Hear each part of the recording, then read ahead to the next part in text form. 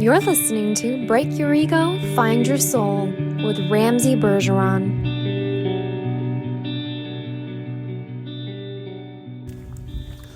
Thank you for joining me today as I'm coming to you live, but it's probably recorded by the time you hear this, from the Kepler Trek on the South Island of New Zealand. It's February 24th, 2023, down here for a week, and yesterday was my birthday, and I went bungee jumping. And those of you that know me know I am terrified of heights. Like, to say that I'm scared of heights is an understatement. Whenever a friend of mine walked up close to the ledge when we were down in Havasupai, freaked me out. I get scared even seeing other people around heights. So we were bike riding, and it's been quite the fantastic week and a half for the company called Active Adventures down here, hiking and kayaking all over the South Island.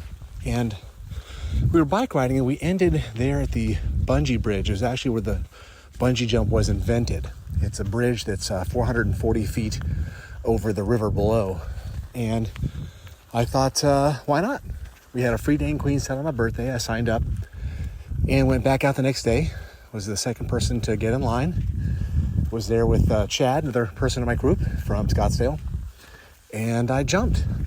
And probably one of the most exhilarating experiences of my life. And before I jumped, it made me think a lot about fear.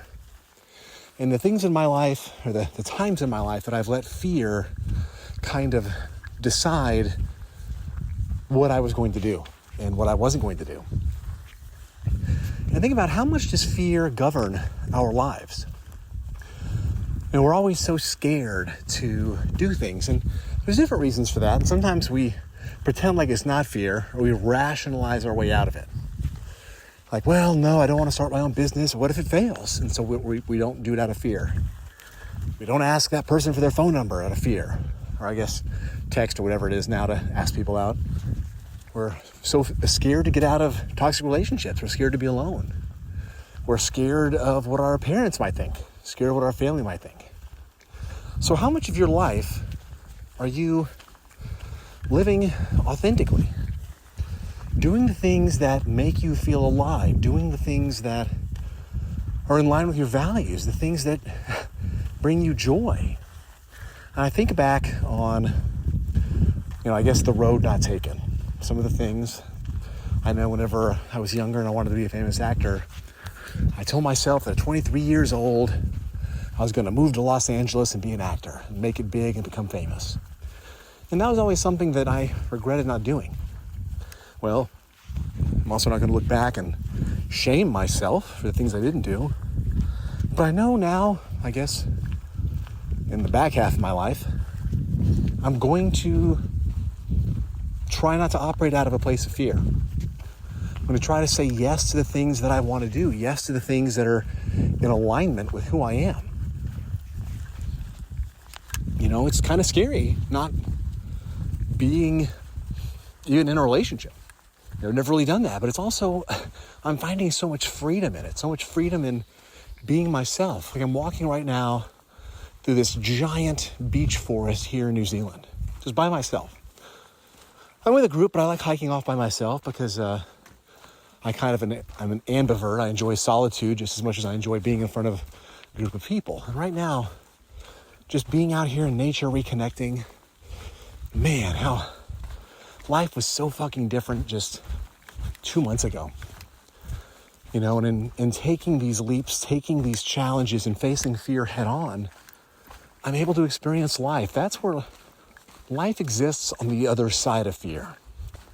When we stop living within the box and being worried about what other people might think, is they're not living your life. So what are you doing that's true to you? What are you doing that's out of fear? So I think it's real important to just think about the intention behind the things we're doing. And operating out of fear is different. And think about fear more in terms of the energy behind the action, more than the action. So coming on this trip to New Zealand, I kind of decided last minute I wanted to do this. After I got back from my retreat up in Oregon last month, I said, you know what? Fuck it, I'm going to go. And, I could have operated out of fear and said, oh my gosh, Ramsey, this is going to be pretty expensive right now. Like do I have the money to do this? And that's a fear-based decision. If I didn't go, that would have been fear-based. But on the other token, I could have wanted to come here out of fear. Like, I don't want to stay in Arizona. I've got to get out of here. And use fear to motivate me to go.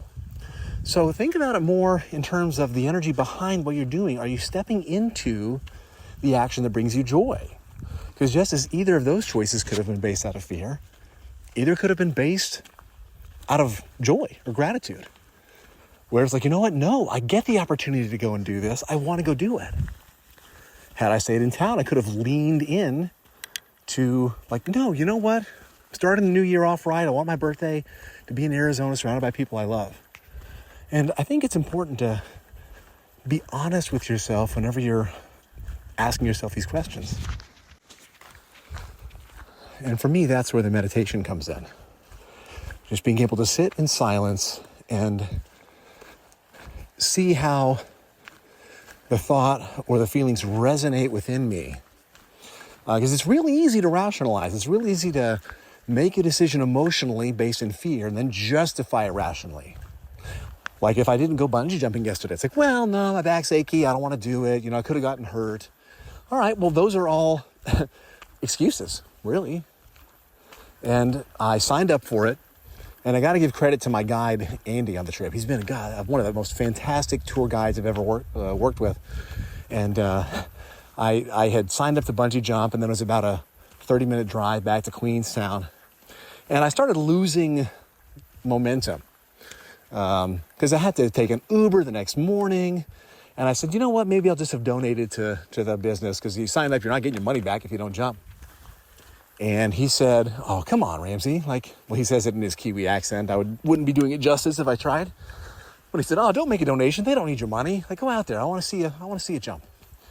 And I was like, you know what? He's right. And I'm so glad that I did. Just being able to live life, I don't want to say with no regrets, because have there been some in the past? Yeah. But moving forward, all right, I want to do the things that I want to do. I don't want to live a life of fear, worried about what other people might say or feel or think about me.